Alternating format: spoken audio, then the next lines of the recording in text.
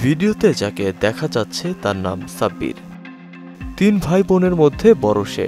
বাবা দিনমজুর হলেও অভাবের সংসারটায় বুঝতে দেয়নি অভাব কাকে বলে। কোনো মতেই বন্ধ হয়নি তার লেখাপড়া। বাবা মার আশা ছিল লেখাপড়া শেষ করে বড় অফিসার হয়ে সংসারের হালটা ধরবে সে। তবে সব আশায় যেন গুরুবালি।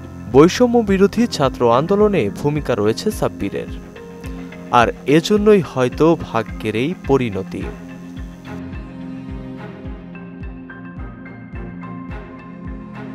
গত 4 আগস্ট দুপুরে আনসার একাডেমির সামনে বঙ্গবন্ধু শেখ মুজিবুর রহমানের একটি মুরাল ভাঙতে জোরপূর্বক আনসার একাডেমির ভিতরে প্রবেশ করার চেষ্টা করে বিক্ষুব্ধ ছাত্র জনতা।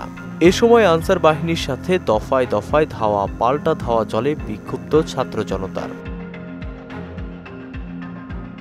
এক পর্যায়ে সেখানে উত্তেজনা ছড়িয়ে পড়লে আনসার বাহিনীর সদস্যরা টিয়ার শেল নিক্ষেপ করলে পুরো এলাকা অন্ধকারাচ্ছন্ন হয়ে পড়ে। এতে আনসার বাহিনীর রাবার বুলেট লাগে সাব্বির হোসেনের শরীরে। এ সময় ছোটাছুটির এক পর্যায়ে ডান চোখে গুলিবিদ্ধ হয় সাব্বির।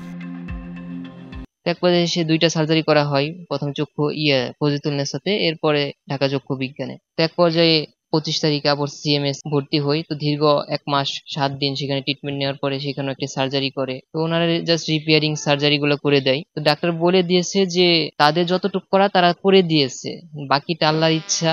কারণ আমার যে প্লের ভিতরে যে বুলেটটা ঢুকেছে সেটা এই কর্নিয়ার ইনজুরি। তো পুরো কর্নিয়ার ইনজুরি করে পিছনে যে বুলেটটা আটকে আছে, তো সেইখান থেকে সেটা বের করে তাদের পক্ষে সম্ভব না।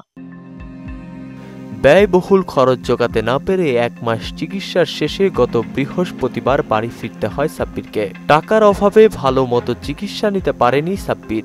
চোখের আলো ফেরাতে উন্নত চিকিৎসা পেতে সরকারের কাছে সহযোগিতা চেয়েছেন পরিবার ও এলাকাবাসী।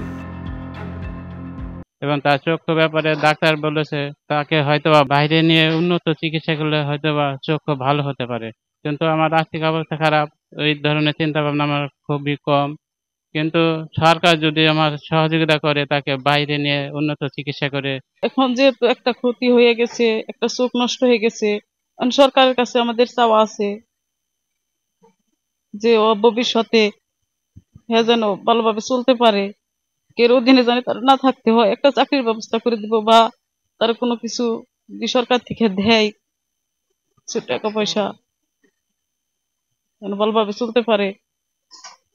বর্তমান যে অন্তর্বর্তীকালীন সরকার আছে তার কাছে আকুল আবেদন জানাই যে তার সম্পূর্ণ চিকিৎসা আপনারা এটা করবেন ইনশাল্লাহ। কারণ ওর বাবার অতটুকু সামর্থ্য নেই যে ওকে পূর্ণাঙ্গ চিকিৎসা দেওয়ার। ও খুবই একজন দরিদ্র পরিবারের সন্তান। এখন আপনারা যদি সহযোগিতা করে, সরকার সহযোগিতা করে, আল্লাহর মতো ভালো হয়ে যায়।